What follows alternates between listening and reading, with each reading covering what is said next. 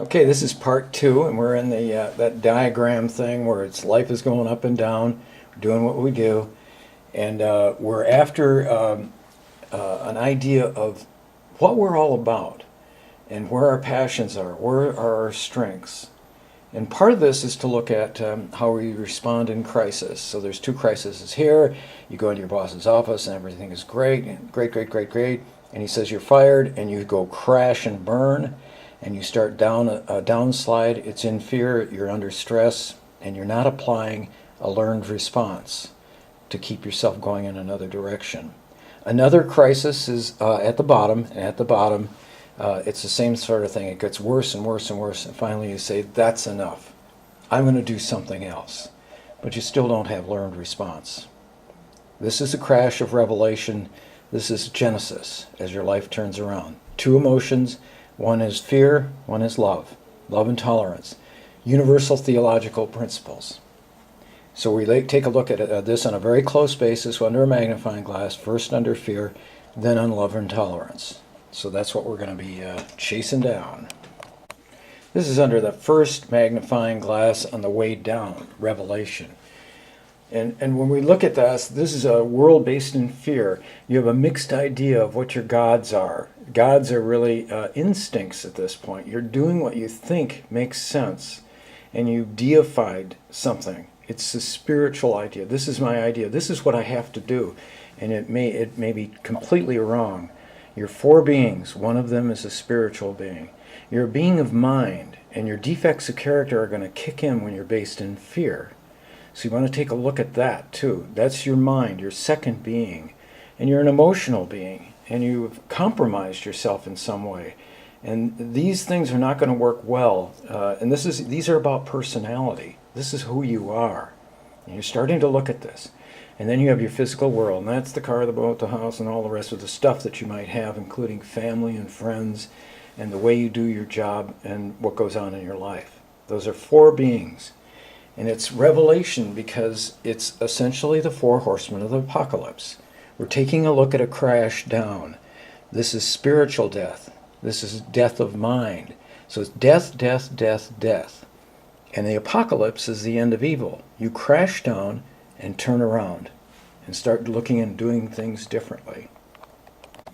Before we take a look at the other side of this thing, on the spiritual side of this thing, don't get your shorts in a bunch over this. Oh, he's going to say the word God.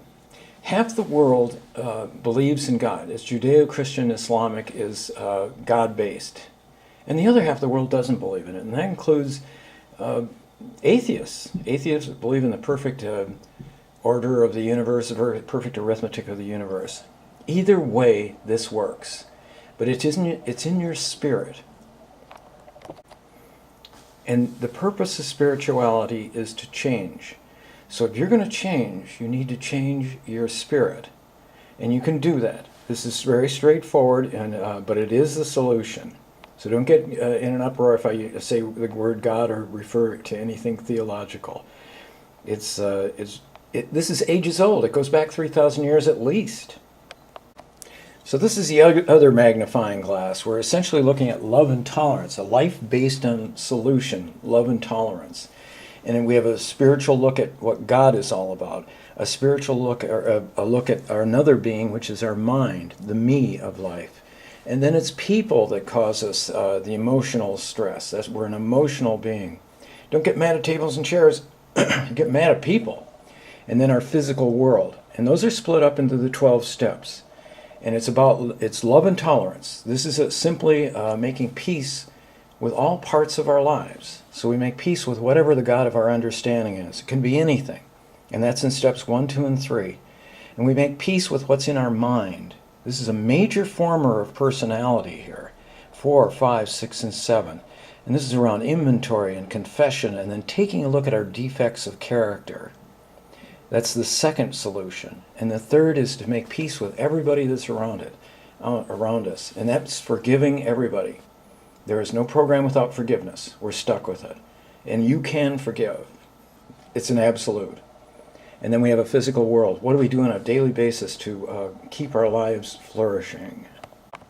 This is the process where we learn who we are, what our passions are, I am personally convinced that there's great good in everybody. Whether they let it happen or not is their business. But there is huge capability within everybody. And what it takes is subtracting negative behaviors and turn them into positives. Because it's an absolute. You're looking at something where you're saying it's a balancing act, this kind of thing. And you take something out of your life and you've got to fill it on the other end. It's the fulcrum in the middle. And so what you want to do is do everything you can to have the blank spaces filled with good things. And that's what goes on. You'll have passion, you'll discover it, you find out who you are, a stranger emerges, and away you go. You cannot sustain a company if you hate what you're doing. It'll never work. The first downside, you'll cut and run. And that goes for a job too. You want to fall in love with your job and wind up owning your job. So whatever is going on in here, you want to say, I want to be the best person I can be. We have crisis then, and then we have learned response. The same learned response, whatever the crisis is. There's two positions for crisis, and then there's a learned response. Learned response is automatic response. It kicks in immediately. So when you're under stress, you know exactly what to do. And this is a military term, actually, where you have training, and they give you a rifle. And if you're going, when I was in boot camp 2,000 years ago, they handed me a rifle, and they said, and boot camp's very unpleasant. They said, you're going to go to boot camp, but first you got to learn how to take that rifle apart, put it back together. We're going to blindfold you and put you on a timer. And if you can't do it to our terms, you're going to repeat boot camp. They presented me with a crisis. And I learned how to take that rifle apart and put it back together. And that's because these guys are going off to Afghanistan. They're standing behind a little narrow tree. And they step out from that tree and pull the trigger and nothing happens. And they know there's a twig in there somewhere. And they step behind the tree with the guns and the enemy approaching them. And they're very, very stressed. Stressed beyond comprehension. And they can't look at it up in the manual. They can't see it. Now let's see, what was on page 37 again? They get the rifle cradled in their arms, they take it apart and put it back together and step behind the tree and start shooting to defend themselves. It's a life and death survival. And you want to look at this as just that. You're going to learn a way to respond, and you're going to do it even when you're under a lot of stress. You'll automatically just go to it.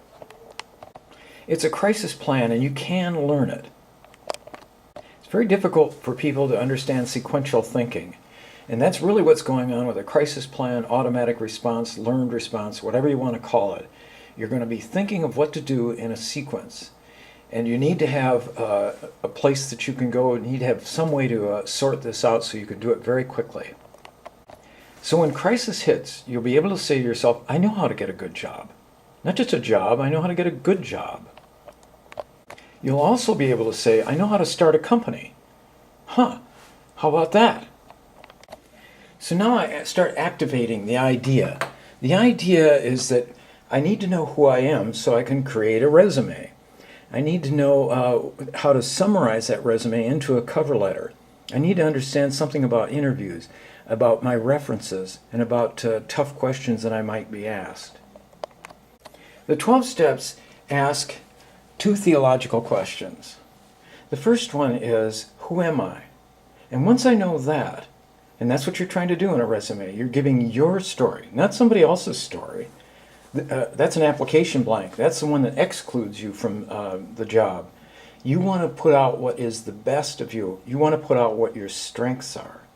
And in the 12 steps, you'll begin to learn what that is, because you'll understand what your feeling is with your God. What is my spiritual position? And what is my position as it applies to my defects of character? There's a lot of detail on these things, and it's vital to understand who you are. And how do I interact with others? And can I really make peace with others? And then my physical world. What's my physical world? How urgent are some of these things? Maybe I just need to get a job, and that's that. That's the end of part 2. They got to be 10 minutes or I can't get them on the website. Talk to you later. Bye.